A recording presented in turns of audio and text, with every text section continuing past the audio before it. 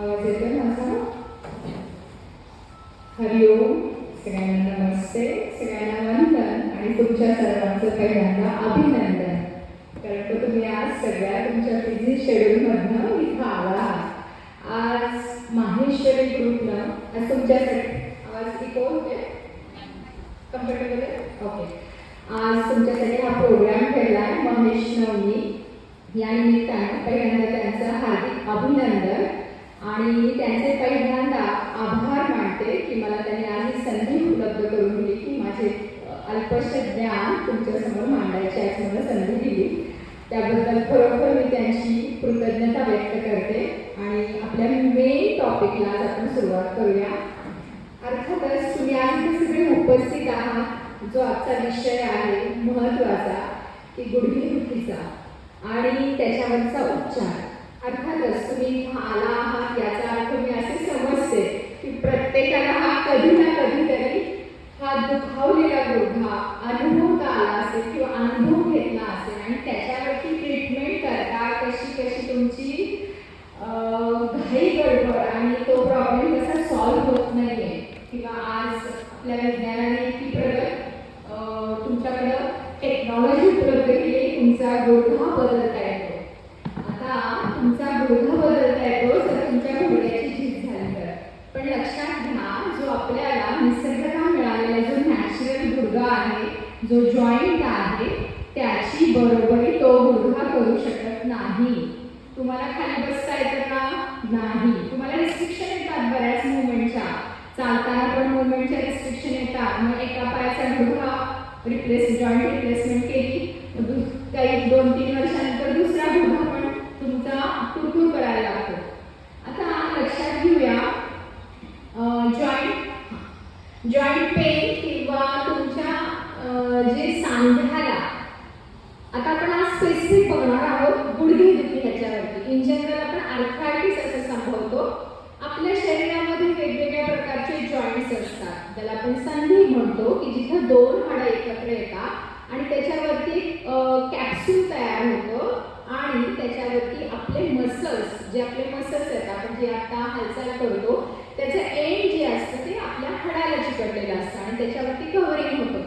का बरं ही जॉईंटची उपलब्धता आपल्या शरीरामध्ये आहे? कारण की आपले मूवमेंट आपल्या ज्या हालचाली त्या आपल्या फुल ऑफ रेंज मोशन म्हणजे जी मूवमेंट आहे त्या जॉईंटची ती करण्यासाठी तो जॉईंट असतो.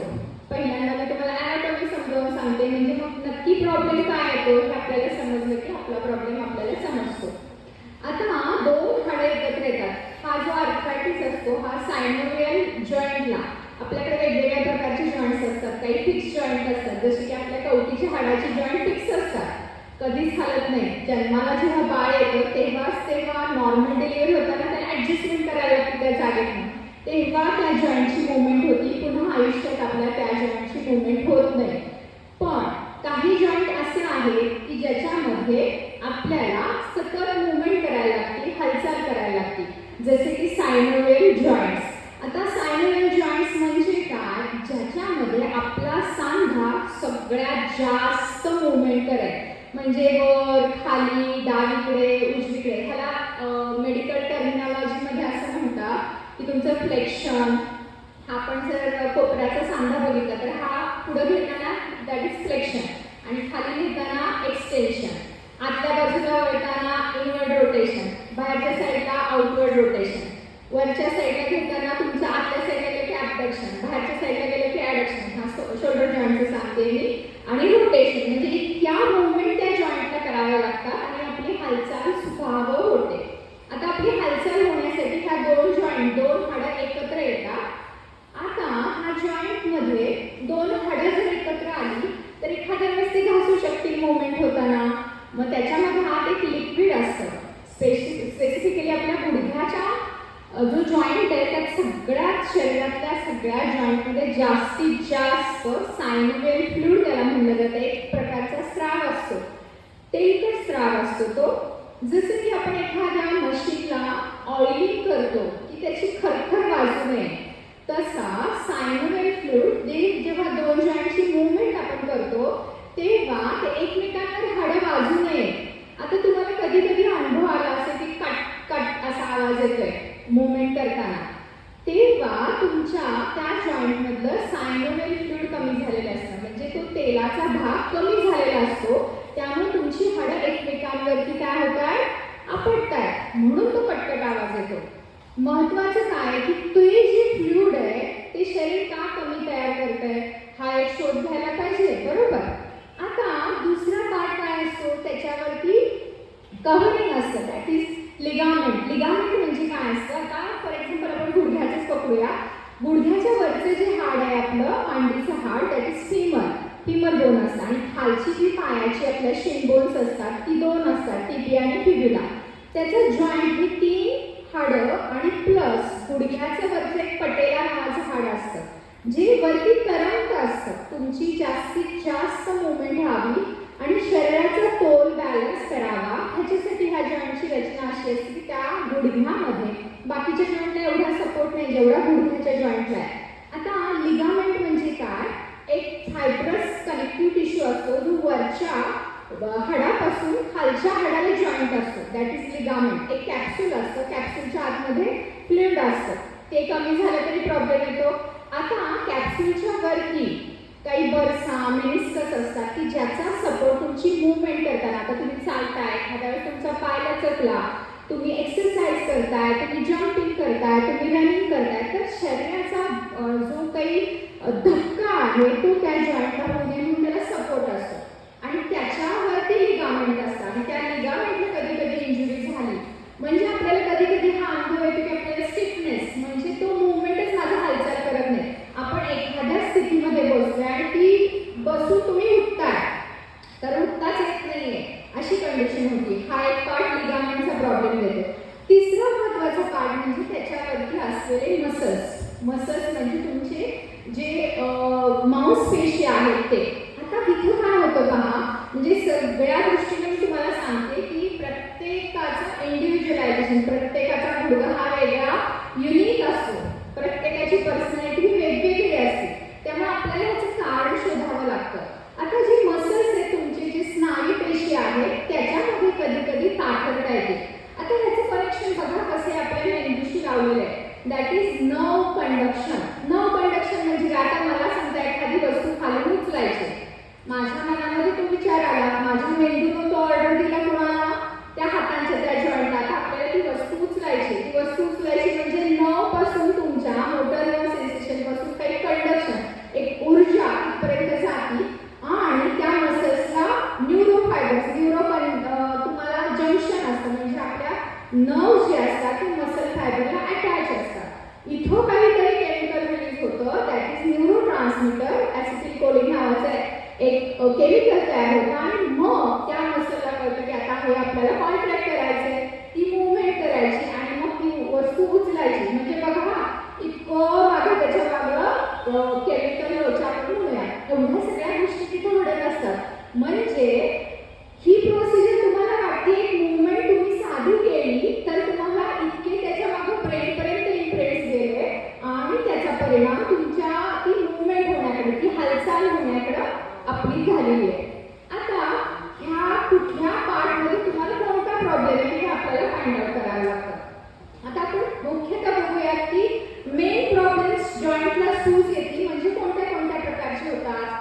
तर डिजनरेटिव्ह जॉईंट डिसीज एक असतो. डिजनरेशन म्हणजे काय, आता आपल्याला माहिती आहे डिजनरेशन जसं जसं आपलं वय वाढतं, आता कुणीही प्रश्न मला विचारू नका, जसं जसं वय वाढतं तसं तसं आपल्या जॉईंटची, आपल्या सांध्यांची झीज होत असते आणि ती भरून येत नाही लवकर. काही गोष्टी आपण भरून काढू शकतो, त्याचा स्ट्रेंथ, स्टॅमिना, आपण ते योगासनं देऊन, काही आहाराचे बदल करून, काही पोश्चरल करेक्शन करून आपण ती स्ट्रेंथ वाढवू शकतो. पण जसं जसं आपलं वय वाढणार आहे तसं तसं आपल्या सांध्याला सूज येणार आहे किंवा त्याचे डिजनरेटिव्ह चेंजेस होणार आहेत. त्यातला मुख्य ऑस्टिओआर्थरायटिस. तुम्हाला डॉक्टरांनी सांगितलं असेल की तुमच्या गुडघ्याला ऑस्टिओआर्थरायटिस हा नावाचा आजार झाला. तुम्हाला जर अनुभव आला असेल किंवा तुमचं डायग्नोसिस झालं असेल तर तुम्हाला हा पार्ट माहिती असेल. आता दुसरा एक आजार असतो गुडघेदुखीचा, ज्याच्यामध्ये आपली इम्युन सिस्टीम हॅम्पर्ड होते, म्हणजे इम्युनिटीवरती तुमच्या प्रॉब्लेम येतो, म्हणजे रुमॅटॉइड आर्थरायटिस. ह्याच्यामध्ये काय होतं, अशी काही केमिकल्स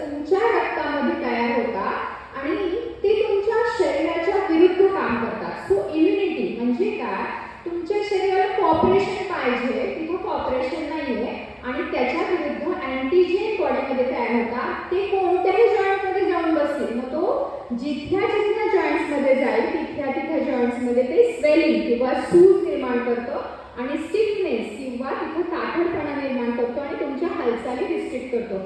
हा एक प्रकारचा जो आजार आहे ना, ह्याला ट्रीटमेंट पार्ट तशी कमी आहे, त्याची स्ट्रेंथनिंग आपल्याला वाढवायला लागते. हा एक महत्त्वाचा पार्ट आहे.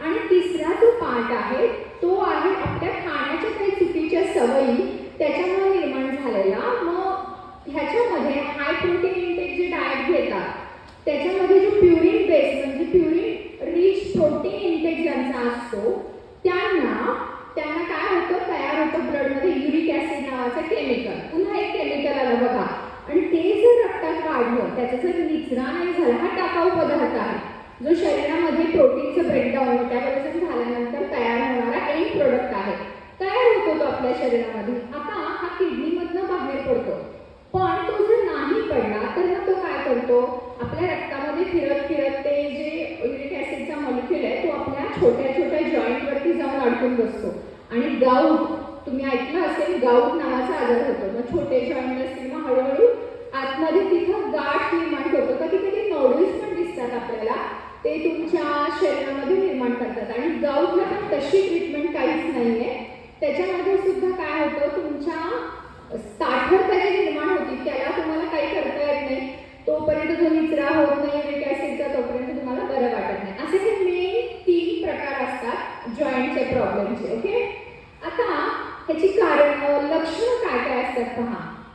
कुठलाही जॉईंटचा प्रॉब्लेम जर तुम्हाला पहिल्यांदा मूवमेंट करायला रिस्ट्रिक्ट होतं, म्हणजे तुम्ही आता सहजपणे खाली बसून उठताय तर तिथे बसून उठताना तुम्हाला तेवढी इझिली मूवमेंट नाही होत जी त्या जॉईंटची मूवमेंट व्हायला पाहिजे. ताठरता निर्माण होती, मसल्स ताठर होतात, त्याचबरोबर इथं सूज यायला निर्माण होती, स्वेलिंग होतं, कधी कधी तिथं लालसरपणा दिसायला लागतो, कधी कधी तो जॉईंट आपल्याला गरम लागायला लागतो. जर कधी सूज आली असेल तुम्ही हात लावला तर तुमच्या लक्षात येईल तो गरम जाणवतोय. स्वेलिंग पण कधी कधी दिसतं, कधी कधी स्वेलिंगही नसतं पण तो पेन्स मात्र भरपूर असतात. तर हा पण तिथं प्रॉब्लेम राहू शकतो. म्हणजे लक्षात आलं का तुमच्या की ह्या पद्धतीने आपल्याला लक्षणं दिसतात. आता फक्त आपण आज गुडघेदुखीवरती बोलणार आहोत, पण इतर जॉईंटही तुमचे अफेक्ट होऊ शकतात. हे मेन प्रॉब्लेम आहे. म्हणजे एकच जॉईंट अफेक्ट झाला की काय होतं, गुडघा आपल्याला एक गुडघा दुखायला लागला की आपण तिरकं चालायला लागतो. आपली जी नॉर्मल चालण्याची जी ठेवण आहे किंवा जो बिल्डअप आहे तो न करता आपली चाल बदलते. मग तिरकं पाय टाकली की दुसऱ्या जॉईंटवरती इनडायरेक्टली त्याचं प्रेशर यायला लागतं. मग तुमचा अँकल जॉईंट जो आहे तो अफेक्ट व्हायला लागतो. कधी कधी मग हिप जॉईंटपर्यंत पण येतात. मग हिप जॉईंटवरती पण तिरका तुमचा अँगल अलाइनमेंट चेंज होती, त्या जो तुमचा सांधा आहे. आता महत्त्वाचं कारण काय, गुडघेदुखीच का होती जास्त तुम्हाला बघितलं कॉमनली जे आपल्याला पाहायला मिळतं. का होतं तर आपल्या शरीराची जर आपण ठेवण बघितली तर आपला हिप जॉईंट मोठा आहे बरोबर, त्यामुळे आपला नी जॉईंट छोटा आहे, त्यामुळे आपला अँकल जॉईंट छोटा आहे. आणि आता आपल्या शरीराचं ओझं पेलवायचं. आता अँकल जॉईंटच्या 2 आपले हाडं असतात, मगाशी मी सांगितलं टिबिया आणि फिबुला. ती आपला गुडघा जो आहे तिथं वरचं हाड आणि खालचं हाड मिक्स होतं, जॉईंट होतं. आता जो आपण हालचाल करणार आहे तो आपल्या हिप्सवरचा किंवा आपल्या वजनाचं प्रेशर तुमच्या काय गुडघ्यावरती येणार. मग इथं पेलायला तुम्हाला लागतं जास्तीत जास्त तर गुडघ्याला, कारण की गुडघ्याची साईज छोटी आहे. बाय डिफॉल्ट आपल्या शरीराची रचना अशी आहे. आता त्याला जर तुमचं वजन जास्त असेल, आता ही कारणं आपण बघतोय, ज्याच्यामध्ये वजन जास्त असेल तर अर्थातच तुमच्या शरीराचं ओझं प्लस अतिरिक्त असलेलं वजन ते त्याच्यात पेलायला लागेल. फॉर एक्झाम्पल आपल्या शरीराचं आपल्या उंचीप्रमाणे वजन किती हवं आहे, आपली जी उंची आहे आणि आपलं जे वजन आहे ह्याचा चार्ट तुम्हाला इन जनरल म्हणून सांगते की तुमचं जे वजन आहे समजा किती, फॉर एक्झाम्पल 60 किलो असेल तुमचं आणि उंची किती आहे, ते तुमची उंची समजा 150 सेंटीमीटर आहे आणि तुमचं वजन जर 60 किलो आहे तर तुम्ही 150 सेंटीमीटरमधनं 100 वजा, हा जनरल रूल आहे, त्याच्यातनं वजा केले तर तुमचं जे येतं ते आयडियल वेट येतं. म्हणजे ॲव्हरेजली जर आपण अमेरिकन इंडायसेसमधून बघायला गेलो तर ते अजून 3 ते 4-5 किलो कमी करतात. आपली बिल्डअप थोडीशी शॉर्ट स्ट्रेचर आहे, त्यांची थोडी थिन स्ट्रेचर आहे, म्हणून मग आपल्याला 100 पडतो. त्यातनं वजा केलं की 50 हे तुमचं आयडियल वेट आहे. पण मग तुमचं 60 आहे, हे कुणाचं 70 आहे. म्हणजे हे 20 किलो जे वजन आहे ते अतिरिक्त आहे. आता समजा तुम्हाला सांगितलं आपल्याकडे चढ उतार आहेत साताऱ्यात फार, देवी चौकातनं वरती शनिवार पेठेत चालायला लावलं तर तुमच्या पायांना ते 20 किलो ओझं पेलवायचं. म्हणजे 10 किलो ह्या गुडघ्याला आणि 10 किलो ह्या गुडघ्याला. म्हणजे त्याची ताण घेण्याची क्षमता जर असेल 25 किलो ह्या गुडघ्याची, 25 किलो ह्या गुडघ्याची, तर तुम्ही एक्स्ट्रा काय देताय 35 किलो ह्या गुडघ्याला, म्हणजे अतिरिक्त 10 किलो देताय. तुमच्या हातामध्ये जर मी 10 किलोच्या पिशव्या हातात दिल्या आणि तुम्हाला चढायला लावलं तर तुम्हाला कसं होईल? कधी मी एकदा ह्या पिशव्या सोडून देते, होतंय का तुम्हाला? तो गुडघा राहणार ना तुम्हाला की कधीतरी हे वजन कमी कर म्हणून. म्हणजे काय, तुम्हाला हे वजन कमी करायचं आहे. हा पहिला मुद्दा लक्षात घ्या. तुम्ही कुठल्याही ऑर्थोपेडिकडे गेला की तुम्हाला ते सांगतील वजन कमी करा, कारण हाच मुद्दा आहे. ह्याचा अवेअरनेस आपल्याला नाही आहे की आपणच ऍक्सेप्ट करत नाही की आपलं वजन जास्त आहे ना. हां, माझं जेनेटिक आहे, माझ्या आई वडिलांचं वजन जास्त होतं म्हणून माझं जास्त वजन आहे आणि मी ऍक्सेप्टेड इट. आपण त्याच्यावरती सोल्युशन नाही काढत आहे. तर हा आपल्याला बदल करायचा आहे. फर्स्ट यू ऍक्सेप्ट इट, पहिल्यांदा स्वीकारायचं आहे. इथं स्वीकारलं झालं ना की द्वंद्व नाहीशी होतात, कारण त्या गुडघेदुखीचा आणि द्वंद्वाशी खूप महत्त्वाचा संबंध आहे. जसं मगाशी मी रिमॅटॉइड आर्थरायटिस सांगितलं, तिथं द्वंद्व असतात, शरीरामध्ये नाही तर मनामध्ये असतात आणि ती द्वंद्व तुमच्या शरीरामधून ती सिम्पटम्सच्या द्वारे रिफ्लेक्ट होतात. म्हणजे काय, जी ताठरता आहे शरीरामध्ये त्या स्नायूमध्ये तो मनाचा ताठरपणा असतो. जेवढं तुमचं मन लवचिक तेवढे तुमचे स्नायू लवचिक. सो ऍक्सेप्टन्स, ते गिव्ह तुमचं रिलेशन असलं पाहिजे. मग ते तुमचं इंटरपर्सनल रिलेशनशिप असेल, घरातल्यांशी तुमचे कसे संबंध आहेत ह्याच्यावरती आहे, तुमचे सोशल संबंध कसे आहेत. हा मनोकाय कोशाचा पाठ आहे, आपण त्याच्यानंतर डिस्कस करूया. पण मला सांगण्याचा मुद्दा हा होता की मन सुद्धा. सो ऍक्सेप्टेड, तुम्ही पहिल्यांदा स्वीकारायला लागला की पहिल्यांदा तुमचं सक्सेस रेट 50%. बघा खूप मोठं आहे की आपण ऍक्सेप्ट करणं आणि मग त्याच्यावरती आपल्याला सोल्युशन फाइंड आउट करता येतं. म्हणजे काय, आपण त्याच्या पुढचा जाऊन विचार करतो आणि ट्रीटमेंट पार्टसाठी आपण पुढचा पाऊल उचलतो. आता हा झाला वजनाचा मुद्दा. तसंच काही डायटिंग फॅक्टर्स असतात. डायटिंग फॅक्टर्समध्ये बऱ्याच वेळेला आता high protein diet, keto diet वजन कमी करण्यासाठी घेतात, पण इथं प्रत्येकाचं कामवाली बाई असते. अर्थात ते सोडून देऊया आपण. पण किचनमध्ये आपण आता उभं राहून करतो. सो आपल्या वजन जे आहे, वजनाचं प्रेशर कोण बेअर करतंय?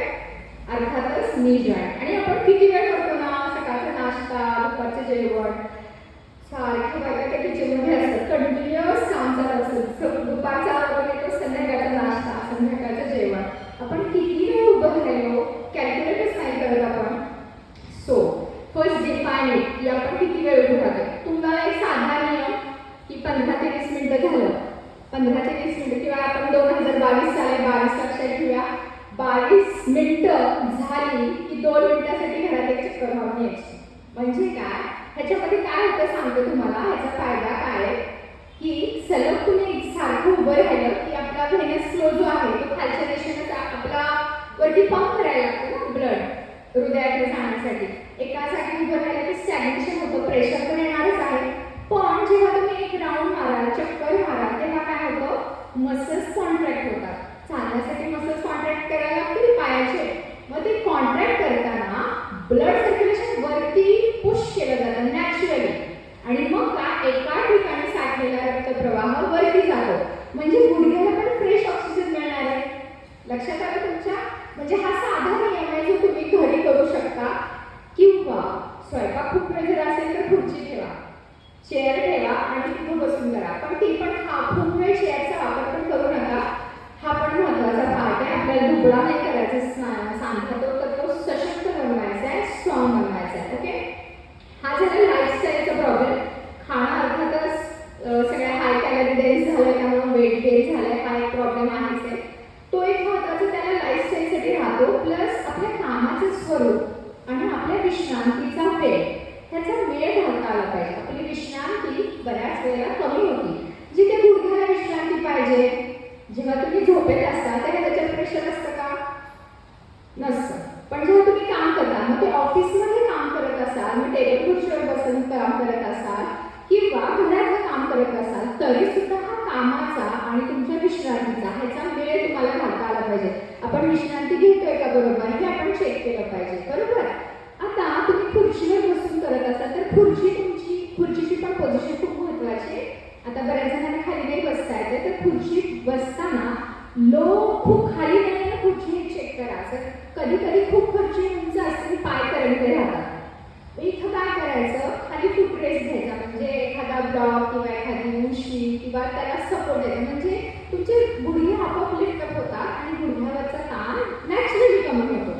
साधी आणि सोपी गोष्ट करण्यासाठी. किंवा खाली खुर्ची आहे खूप, सोफामध्ये बऱ्याच वेळेला असते किंवा तुमची सिटिंग पोझिशन जे असेल आणि खाली असेल. आता तुम्हाला उठताना इथं एक काळजी घ्यायची आहे, की म्हणजे दोन्ही हात आपल्याला सोफ्यावरती टेकवायचे आणि मग उठायचं. इथं काय होतं, गुडघ्यावरचा डायरेक्ट प्रेशर कमी करतो आपण. थोडंसं प्रेशर आपण डायव्हर्ट करायचं, जे तुमच्या खांद्याने हातावर झेललं जाईल आणि हात तुमचे टेकले जातील. हे छोटे छोटे क्लूज आहेत, कारण इथंच प्रॉब्लेम स्टार्ट होतो. आपण पटकन काही गडबडीत उठायला लागतो आणि मेला कुठेतरी इंजुरी होते. सो हे छोटे छोट्या गोष्टी आहेत ना, की आपण बसतोय कसं, उठतोय कसं, ह्या गोष्टींचा पण खूप मॅटर करतं गुडघेदुखीसाठी. आता हे सांगितलं तुम्हाला सिटिंग अरेंजमेंट. खूप वेळ बसलं तरी सुद्धा एक चक्कर मारून यायची. जरी एका जागेवर तुम्ही ऑफिसमध्ये काम करत असाल तरी सुद्धा 1 मिनिटासाठी राऊंड मारून घेऊ शकता तुम्ही, जे इझी आहे. आता महत्त्वाचा पार्ट म्हणजे आपण बघितली लक्षणं, कारणं, त्याची मॅनेजमेंट आपण बघणार आहे. आज प्रॅक्टिकल पण आपण करून घेणार आहे. तुम्ही सगळ्यांनी मॅट आणलेली आहे. आता ह्याच्यामध्ये हे जे डायटरी फॅक्टरचा खूप रोल महत्त्वाचा आहे, आपण तिकडे बोलूया. जे थोडे लाईफस्टाईल किंवा हे चेंजेस पण करणं गरजेचं आहे. कधी कधी उभं राहून कारण नसताना डॉक्टरांनी योगा करायला सांगितलंय, योगासन करायला सांगितले, मग पद्मासनात बसून मेडिटेशन केलं जातं, पद्मासनात, वज्रासनात. So be careful. इथं एक गोष्ट लक्षात घ्या, जिथं गुडघ्याला हायपर एक्सटेन्शन होईल, म्हणजे आपला गुडघा नेहमी मागं वळतो बरोबर, कधी पुढं नाही होते, हिंज जॉईंट असतो तो. तर इथं कधी कधी आपण जेव्हा गुडघा फोल्ड करतो पद्मासनामध्ये किंवा वज्रासनामध्ये बसताना हायपर एक्सटेन्शन होतं आपल्या गुडघ्याचं. सो आपल्याला कळ लागते का, रग लागते का हे करताना, तर ते कॉन्ट्राइंडिकेटेड आहे. पहिल्यांदा आपला बॉडी हा डॉक्टर आहे, त्याचा ऐकायचं. तो कुरकुर करतोय तर म्हणते मला डिस्कम्फर्ट वाटतंय, सो लिव्ह इट. म्हणून ओढाताण करून पद्मासन, वज्रासन घालायचं नाही. मग सुखासन घालता येतं. आता इथे दुःख आहे, दुःखाच्या विरुद्ध सुखासन आहे. सुखासन म्हणजे साधी मांडी घालून बसायचे. शब्दामध्येच अर्थ आहे, सुख तुम्हाला पाहिजे, तो जो ताठरता, दुखरेपणा कमी करायचा आहे, म्हणून सुखासन आपल्याला आवश्यक आहे. सुखासनामध्ये सुद्धा बसताना काय करायचं, तुमचा जो बैठकीचा भाग आहे त्याच्याखाली एखादी उशी ठेवायची. सो स्पाइन लिफ्टअप करायचा, गुडघ्यावरती पुन्हा येणारा ताण कमी होतो. तुम्ही जिथं बसला आहात तिथं सुद्धा थोडंसं तुमची जिकडे जर मॅट असेल ती मॅट उचलून बघा, कारण का घरी गेल्यावर हे विसरू नका. तुम्ही बसताना ह्या गोष्टी करायच्या सुखासनामध्ये. कधी कधी गुडघ्याचा पुढचा वाटीचा भाग दुखतो, कधी कधी मागचा पण दुखतो बऱ्याच जणांना. पॉप्युलेटेड फोर्स आपण म्हणतो, त्याला एक खड्डा असतो, त्याला पण दुखतेपणा येतो. मग इथे एक अजून सुखासनामध्ये बसताना आपल्याला काय करायची, टॉवेलची घडी करायची, आपली मांडी आणि आपला जो काप म्हणजे आपला जी पिंडरी आहे त्याच्यामध्ये घालून ठेवायची. सो त्याला सपोर्ट मिळतो. हे छोट्या छोट्या गोष्टी आहेत जे तुम्ही योगासन करताना सुद्धा आपल्याला ॲप्लिकेशनमध्ये करायचे आहेत. आसनं आहेत, काही शुद्धी क्रिया आहेत. लक्षात घ्या, जेव्हा वजन वाढतं किंवा हा जो त्रास होतो हा कफ दोषामुळे आणि वातदोष वाढल्यामुळे होतो, त्याचा इम्बॅलन्स झाल्यामुळे होतो. सो वातदोष आपल्याला कमी करण्यासाठी आयुर्वेदामध्ये ऑइलिंग किंवा मसाज सांगितलाय करायला. सो तुम्ही बसल्या बसल्या त्याला शब्बासकी द्यायची गुडघ्याला. त्याला थँक्स म्हणलं नाही आत्तापर्यंत, त्याला थँक्स म्हणा. आत्ता बसल्या बसल्या म्हणा थँक्स, कारण का तू माझं ओझं पेलतेस. ते लगेच तुम्हाला ग्रॅटिट्यूड दाखवेल, कृतज्ञता तुम्ही त्याच्याबद्दल व्यक्त केली ना, शबासकी. कारण का आपण इतरांचे थँक्स मानतो, तुम्ही स्वतःचे थँक्स कधीच नाही मानले. तर त्या गुडघ्यांना इथं प्राणिक हिलिंग करता, तुमच्या हातातून ते एनर्जी प्रवाहित होत असते. सो योगाच्या मध्ये काय असतं, जेव्हा प्राणिक हिलिंग, प्राणिक म्हणजे आपला आपण म्हणतो ऑक्सिजनचा मॉलिक्यूल प्रत्येक ठिकाणी जातो, पण ती प्राणिक शक्ती प्रत्येक पेशीपर्यंत प्रवाहित होत असते. आणि योगाच्या मध्ये काय असतं, जेव्हा तुम्हाला कुठलाही आजार होतो तेव्हा ती प्राणिक एनर्जी किंवा ती प्राणिक शक्ती तिथं पोहोचत नाही. मग तुमच्या हाताने तुम्ही काय केलं, इथं सपोर्ट केला, त्याला एनर्जी दिली, त्याला शब्बासकी दिली. तर हे जे आपण स्नेहन केलं, स्नेहाचा प्रेमानं आपण त्याला स्नेहन करतो. आपण दिवाळीच्या वेळेला स्नेहन अभ्यंग करतो, प्रेमानं हात फिरवतो आपल्या शरीरावरती, ते पण ऑइलिंग करून. सो इथं आपल्याला स्नेहन खूप उपयोगी पडतं. तर ते मग थंडीच्या दिवसात तुम्ही तिळाचं तेल वापरा, त्यांना स्नेहन करा. तुम्ही उन्हाळ्याच्या दिवसात खोबरेल तेल तुमच्या प्रकृतीनुसार अर्थातच वापरलं पाहिजे. मोहरीचं तेल आहे, रेंडल तेल आहे, भरपूर तेल आहे, काही आयुर्वेदिक तेल पण आहेत, त्याचा वापर करू शकता. सो आता कसं असतं, सूज असेल तर मसाज आपण देत नाही, अर्थातच कॉज बघायला लागेल, त्याच्याप्रमाणे ट्रीटमेंट राहील, पण तुम्हाला घरच्या घरी हा उपाय करता येऊ शकतो. आता कधी कधी हॉट किंवा कोल्ड फर्मेंटेशन हे आपल्याला समजत नाही, गार का गरम शेकावं. एक साधा रूल सांगते. जेव्हा स्वेलिंग असतं आपल्या कुठल्याही जॉईंटवरती, कुठल्याही जॉईंट, आता गुडघाच नव्हे, कुठल्याही जॉईंटला स्वेलिंग असतं, तेव्हा आपल्या रक्तवाहिन्या प्रसारित झालेल्या असतात, म्हणजे जास्त ब्लड फ्लो असतो. सो तिथं कधी गरम पाण्याने शेकायचं नाही, तिथं नेहमी गार कोल्ड कॉम्प्रेशन झालं पाहिजे, म्हणजे ज्या रक्तवाहिन्या प्रसारित झाल्या त्या आकुंचन झाल्या पाहिजेत. सो कोल्ड कॉम्प्रेशन तुम्ही देऊ शकता. मग इथं कशाने देता येतील, आपल्याला आईस बॅगने देता येतील. जर आईस बॅग नसेलच तर घरात तुमची कॉटनची ओढणी असेल, ती पाण्यात भिजवायची आणि त्याची लपेट करायची, 15 ते 20 मिनिटं ठेवायची, ती सुकती. एवढी शरीरामध्ये हीट असते आपल्या, ती ॲब्सॉर्ब करते. हा अगदी तुम्हाला टीव्ही बघत पण करता येण्यासारखा उपाय आहे, ज्याच्यामध्ये लपेट ठेवायची. लपेट म्हणजे काय, कॉटनची ओढणी घ्या किंवा कॉटनचा कपडा घ्या, तुम्ही ते पाण्यात भिजवा, थोडासा पिळून काढा आणि त्याची लपेट द्या. ही जी पद्धत आहे ना, ही नॅचरोथेरपीची पार्ट आहे, ज्याच्यामध्ये तुम्हाला ही लपेट सांगितलेली आहे. कोल्ड कॉम्प्रेशनचा किंवा इथं तर 2 प्रकारे पण केलं जातं. कधी कधी अल्टरनेट नॅचरोथेरपीमध्ये पण वापरलं जातात. कधी हॉट गरम पाण्याने आधी शेकतात, मग पुन्हा लगेच त्याच्यावरती गार पाण्याने शेकतात, पुन्हा गरम पाण्याने, असं अल्टरनेट करतात. सो ब्लड कॉम्प्रेशन म्हणजे तिथे जास्तीत जास्त ब्लड सर्क्युलेशन. लक्षात घ्या, ब्लडमधनं काय जाणार आहे, तिथं न्यूट्रिएंट्स जाणार आहे, जे त्या तुमच्या सांध्यांची रिकव्हरी करणार आहे. ऑक्सिजनचा मॉलिक्यूल जाणार आहे, जो तुमचा प्राण प्रवाहित करणार आहे. प्लस ब्लड जे आहे तिथं कार्बन डायऑक्साईड तयार झालेला, इतर टाकाऊ द्रव्य जसं की मगाशी युरिक ॲसिड सांगितलं, हे सगळं घेण्याचं काम सुद्धा अर्थातच ब्लड करणार आहे. सो जेवढं ब्लड सर्क्युलेशन तिथे चांगलं, मग योगामध्ये हाच तर फायदा आपण उचलतो. ती जी मुवमेंट करतो आपण, कुठलेही आसन करतो, कॉन्ट्रॅक्शन रिलॅक्सेशन करतो, काय करतो आपण तिथं, आपण इथं आपला रक्ताभिसरणाचा रेट वाढवतो. पण तो कसा, टीव्ही बघतो आपण किंवा तुमच्या योग शिक्षक, आता भरपूर योग शिक्षक आहेत तुमच्या ग्रुपमध्ये, ह्या सगळ्या धातू तुम्हाला शिकवतात. तर इथं करताना तुमचा अवेअरनेस किती आहे, तुमची कनेक्टिव्हिटी किती आहे त्या आसन करताना, हा खूप महत्त्वाचा मुद्दा आहे. जेवढा तुम्ही अवेअरनेस किंवा त्याच्याबद्दलची सजगता निर्माण कराल ना, तेवढी रिकव्हरी फास्ट होती. कारण का तुम्ही तिथे काय देत असता, प्राणी तिथली एनर्जी हिलिंग करता आणि ती तुमची स्वतः करता. सो तुम्ही जे आता तुम्हाला सांगितलं आसन करायला, एखादं आसन तुम्हाला दिलं करायला, तर तिथं तुमचं लक्ष आहे का, की मनात विचार आहे का, दुपारी 3चा क्लास आहे, संध्याकाळी काय भाजी करायची, हा जर विचार झाला तर काय उपयोग नाही योगासनाचे तुम्ही जॉईन करून. तर इथं काय करणं गरजेचं आहे, तुमचा अवेअरनेस, म्हणजे तुम्ही आहात का तिथं प्रत्यक्षात, मनाने शरीराने ही कनेक्टिव्हिटी आपल्याला डेव्हलप करायची. सो कनेक्टिव्हिटी करण्यासाठी तुम्ही तिथं अवेलेबल असलं पाहिजे, तुम्ही तिथं प्रेझेंट असणं गरजेचं आहे. प्रेझेंट म्हणजे काय, तुम्ही तो क्षण जगता आला पाहिजे, आणि तो क्षण जगता म्हणजे दॅट इज युअर मेडिटेशन. तुमचं ध्यान कुठे आहे, आपण म्हणतो की नाही इन जनरल लँग्वेजमध्ये, जर तुमचं मेडिटेशन, तुम्ही जे आसन करताय, आता तुम्ही जे तुम्ही ऐकताय मला, तुमचं पूर्ण लक्ष आहे, तुमचे लक्ष कुठे आहे, तुमचं मन कुठे आहे, तुमच्या कानात आहे. तुमचे कान ऐकतायत का हो, तुम्हाला कुठं समजतंय, कानाच्या आतलं अतिंद्रिय जे आपल्या ब्रेनमध्ये त्याला समजतंय, आणि मग तुम्हाला अंडरस्टँडिंग होत आहे. किती प्रोसेस होते मागं आपल्या ब्रेनच्या मागं. तसंच ही जी कनेक्टिव्हिटी चालू आहे, अहोरात्र चालू आहे, तुम्ही झोपला तरी चालू आहे कनेक्टिव्हिटी. मग मी जेव्हा योगाच्या क्लासला येते, जेव्हा मी योगासनाचा अभ्यास करते, तेव्हा मी किती पर्सेंटेजने असते तिथं, माझं मन असतं का तिथं, माझं मन इंद्रियांच्या मागं गेलं तर मला ती गोष्ट समजते. तुम्ही नुसतं प्रेझेंट असून काही उपयोग नाही, तुमचं मन तिथं असणं गरजेचं आहे. आता मनावरती मी येते आणि हा आपला टॉपिक आपण कम्प्लीट करूया. शारीरिक जे आपलं स्थूल रूपाने आपल्याला देह दिसतो, तो अन्नमय कोश आहे, जो आपल्या आपण म्हणतो अन्न खाल्ल्यानंतर आपलं जे शरीर बनतं, ते आपण जे खातो त्या पद्धतीने बनतो. हा पार्ट राहतो जो आपल्याला स्थूल शरीर मांडलेलं आहे योगशास्त्राच्या दृष्टीने, जे तुम्हाला दिसते आणि त्याच्यात बिघाड झालेला आहे. पण नुसतं खाण्याने बदल होतो का? नाही. तर ह्याच्या मागे अजून काही कोश असतात आपल्या शरीरामध्ये. त्याच्या मागे असतो प्राणमय कोश. आता हा प्राणमय कोश जो असतो तो प्राण, आपल्या शरीरात 5 प्राण असतात. आपला प्राण, समान, उदान, अपान आणि व्यान.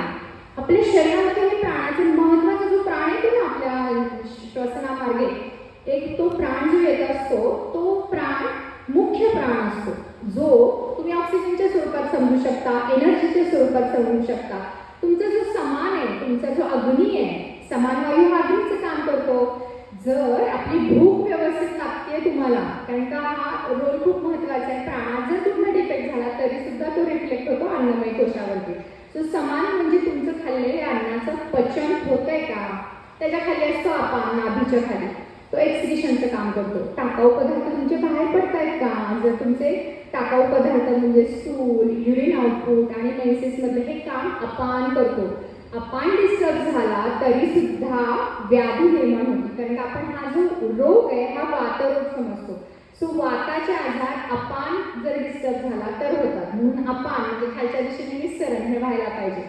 उदार जो आहे तो आपल्या कंठामध्ये असतो, त्याचं काम वेगळ्या गोष्टीचं आहे. आणि व्यान जो आहे तो पूर्ण शरीरभर पसरून राहिलेला आहे. आता व्यानामध्ये जर डिफेक्ट झाला, तुमच्या व्यान हा कंटिन्युअस फ्लो, एनर्जी फ्लो होते पूर्ण सगळीकडे, आणि कुठेतरी डिस्टर्ब झाला, तिथं पोहोचणार आहे की तुमचा डिस्टर्ब झाला हा प्राणमय कोश.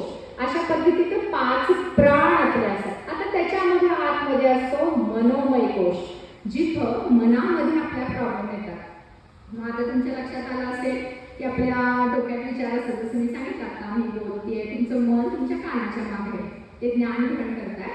आता तुमचं मन इथं खट्टू झालं, कारण का मनाचा रोल खूप महत्वाचा आहे. मन मग जसं सांगितलं ओपन माइंडेड राहायला पाहिजे. जेवढं आपण रिलॅक्स असू तेवढं तुमची कुठलीही सांधेदुखी होत नाही. जेवढं तुमचं मन डिस्टर्ब ते रिफ्लेक्ट होतं तुमच्या सांधेदुखीच्या. म्हणजे मग माझं मन खट्टू झालं, कुणीतरी बोललं आणि माझा सतत विचार त्याच गोष्टींवर चालू आहे. माझं कॉन्सन्ट्रेशन कुठे, माझी एनर्जी कुठे लागली? त्या विचारांवरती लागली. मग माझ्या जिकडे जायला पाहिजे जी प्राणिक फ्लो तो नाही गेला, तो डिस्टर्ब झाला, तो लॅकिंग झाला आणि मग प्रॉब्लेम स्टार्ट झाले. म्हणून मनोमय कोशाचा मन आणि बुद्धी इथं काम करते बरं का. तुमचा मनाचा कोश आणि बुद्धी तुम्हाला निर्णय देते, आणि मन तुमचा संकल्प विकल्पना, हे करू की न करू, ह्याच्याशी बोलू का न बोलू. पण बुद्धी फायनल निर्णय घेते. हा आता आपल्याला आज जायचंय बरं का आजच्या ह्या क्लासला, आपल्याला हे ऐकायचंय, बुद्धीने निर्णय दिला, मग तुम्ही चालत आला, म्हणजे बुद्धी फायनल निर्णय घेते. मग बुद्धीचा रोल पण खूप महत्वाचा आहे. आता ह्याच्या आतमध्ये असतो तुमचा विज्ञानमय कोश. विज्ञानमय म्हणजे काय? तर तुमचे जे 5 सेन्सेस आहेत ज्याच्यातून आपण ज्ञान ग्रहण करतो, जे आपल्याला ज्ञान मिळतं, आपल्या डोळ्यातून तुम्ही बघताय, दिसताय, ते ज्ञान ग्रहण करताय.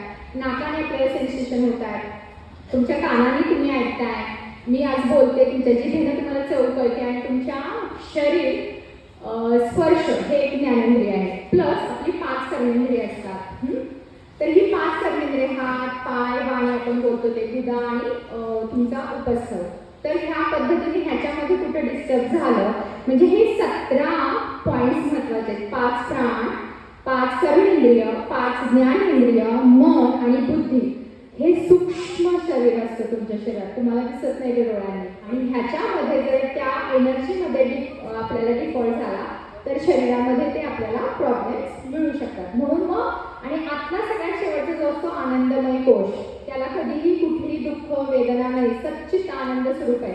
तो आनंदी असतो. जेव्हा तुमच्या आनंदाची, जेव्हा तुमची व्याख्या करता, आनंदाला कुठलाही विरुद्धार्थी शब्द नाही, ती जी स्टेज आहे ना, ती स्टेट पर्यंत आपल्याला पोहोचायची. त्या आनंदाच्या स्थितीमध्ये मग हा दुःख आपला सगळा गळून पडतो, आणि अशा पद्धतीने आपल्याला हे सगळे मिळते. म्हणजे महत्त्वाचे पॉईंट लक्षात आले. तुमच्या मुवमेंट पण तेवढीच करणं गरजेचं आहे, तुमचा आहार करेक्ट करणं गरजेचं आहे, तुमचं लाईफस्टाईल मॉडिफिकेशन करणं गरजेचं आहे, तुमची झोप पण तितकीच महत्त्वाची, ज्याच्यामध्ये योगनिद्रेचा खूप रोल राहतो. रात्री झोपताना योगनिद्रा माझी एक आहे व्हिडिओ, तो तुम्ही ऐकू शकता. त्याच्यात संकल्प दिले जातात. आता संकल्प हा जो पार्ट आहे महत्त्वाचा, ज्याच्यामध्ये तुम्ही हा संकल्प देऊ शकता की माझं मन चित्त प्रसन्न आनंदित ठेवेल, माझं वजन नियंत्रणात ठेवेल. अजून तिसरा, माझा तिथे निगेटिव्ह वाक्य नाही बोलायची किंवा इतरांना त्रास होईल अशी वाक्य बोलायची नसतात. संकल्प जे जर देताना ना पॉझिटिव्ह वाक्य म्हणायचे असेल आपल्या शरीराबद्दल, मी आनंदी आहे, हे वाक्य जर तुम्ही म्हणला ना तर तुम्ही आनंदी होता. कारण का हे कॉन्शियस माइंडकडून सबकॉन्शियस माइंडकडे रात्रीच्या वेळेला हा फेकला जातो. बघा, तुम्ही एखादी मालिका बघत असाल आणि त्याच्यात मध्ये मध्ये ॲडव्हर्टाईज असतात. हां, दुकानात गेल्यावर तुम्हाला त्या ॲडव्हर्टाईज लक्षात राहतात, मालिका लक्षात राहते का हो? त्याचं कारण काय सांगते, हा जो कॉन्शियस माइंडकडून सबकॉन्शियस माइंडकडे एक मेसेज जातो तर अठवायला असतो. सगळ्या विचारांना तो आत घेत नाही, तू नाही आहेस उपयोगाचा, चला तो विचार गेला. मग जेव्हा जेव्हा आपण सारखा सारखा तो विचार त्याला फेकतो ना, चल बाबा एकदाचा आत जाऊ दे, हा संकल्पाचा विचार त्याला सबकॉन्शियस माइंडमध्ये न्यायचा आहे. आणि हाच फायदा तुम्हाला योग निद्रेमध्ये मिळतो. जर तुम्हाला कुठली आसन नाही करता येते, प्राणायाम नाही करता येते, तर योग निद्रा तुम्हाला इझिली घेता येईल. जे तुमच्या हातात आहे, तुम्ही झोपेमध्ये झोपायचं असतं शवासनामध्ये, पण इट्स अ कॉन्शियसली झोपायचं असतं, पण मन मात्र जागृत ठेवायचं असतं. आणि मग संकल्प आणि त्यात सूचना असतात, शरीर शिथिलीकरणाचे असतात, मग तुमचं अवयव ध्यान केलं जातं, मग तुमच्या श्वासाकडे तुमचं लक्ष घेतलं जातं, मग तुम्हाला संकल्प दिले जातात. आणि संकल्प दिल्यानंतर दृश्य दर्शन म्हणजे तुम्हाला साईट सीन तुम्हाला पुढे पुढे नेलं जातं आणि मग तुमचं मन आनंदित होतं. मग सबकॉन्शियस माइंडमध्ये जे काही तुमच्या पूर्वीच्या भावना दबल्या असतील त्या पण बाहेर पडतात आणि सगळं मन क्लिअर होतं. हा महत्त्वाचा पार्ट आहे. सो आपण फिजिकल लेवलवरती बघूयात. आता आज आपण प्रॅक्टिकल बघणार आहोत. सो आपण प्रॅक्टिकलकडे जाऊयात. मला वाटतं बेसिक तुम्हाला ह्या गोष्टी इन जनरल कळल्या असतील की आपण हे मॉडिफिकेशन करायचे. हां, डायटिंग फॅक्टर्स थोडंसं सांगते. जो की मग अशी सॅन्युअल फ्लूइड मी म्हटलं होतं, सॅन्युअल फ्लूइड जे आहे ते आपल्या ओमेगा 3 फॅटी ॲसिड्सनी बनलेलं असतं. सो तुमच्या आहारामध्ये ओमेगा 3 फॅटी ॲसिड्स येत आहेत का? कॅल्शियमने आपली हाडं, कॅल्शियम, फॉस्फरस, मॅग्नेशियम आपल्याला लागतं आणि प्रोटीन्स पण चांगल्या प्रकारचे लागतात. आणि त्या सॅन्युअल फ्लूइडमध्ये ना अँटीबॉडीज असतात, काही अशा चांगल्या पेशी असतात ते इन्फेक्शन होऊन देत नाही. एक आपल्याला जर कधी इंजुरी झाली तर सेप्सिस होतं, तर ते सेप्सिस किंवा तिथे इन्फेक्शन होऊ नये म्हणून खास त्या जॉईंटच्या आतल्या फ्लूइडची अशी एक रचना असते की त्याच्यामध्ये अँटीबॉडीज प्रेझेंट असतात. त्यामुळे हा एक खूप महत्त्वाचा मुद्दा असतो की तो आपल्याला नॅचरली क्युअर करायला मदत करतो, हिलिंग करायला मदत करतो. सो तुमच्या आहारामध्ये दुधाचा पाडा, दूध बऱ्याच जणांना पचत नाही किंवा दूध आवडत नाही, सो दुधाचे प्रोडक्ट वापरू शकता. म्हणजे दही असेल, ताक असेल, पनीर असेल, तूप असेल. त्यानंतर तुपाचा वापर सांगितला आहे, जास्तीत जास्त मिडियम चेन फॅटी ॲसिड्स असतात तुपामध्ये. सो त्याचं वंगणसारखं काम केलं जातं, जो तुमचा कमी आहे. हे तुम्हाला तर व्हेजिटेरियन तुम्ही सगळेजण आहात, त्यामुळे तुम्हाला हा पार्ट दुधाचा इन्क्लूड करा आहारामध्ये. काही ऑइल सीड्स असतात, जसे की तेलबिया असतात, ज्याच्यामध्ये ॲबंडंट तेल असतं. कॉम्बिनेशन असतं ओमेगा 3, ओमेगा 6, ओमेगा 9, ओमेगा 12. काही ओमेगा 6 ने इन्फ्लेमेटरी क्रिया करतात. आत्ता आपण जर शेंगदाणा खातो, सूर्यफूल आहे किंवा ह्याच्या ऑइल सीड्स खातो, जसं की ऑइल सीड्समध्ये जवस येतात, कारळ येतो, तीळ येतो. तीळ हा शब्द, तेल हा शब्द तिळापासून आलेला आहे.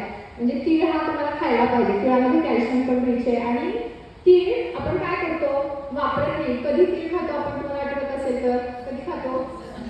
संक्रांतीला खातो, बरोबर. संक्रांतीच्या वेळेला थंडी असते, तीळ उष्ण असतात म्हणून तेव्हा दिले जातात. नॅचरली आपले सण पण अरेंज केले आपल्या प्रकृतीनुसार. निसर्गाने एवढं आपण करत नाही, हा गोष्ट वेगळी आहे, पण कंपल्सरी तेव्हा तीळ खाल्ले पाहिजेत. आता इतर वेळेला तुम्ही शेंगदाण्याचं कूट घालत असाल भाजीमध्ये, घालता ना?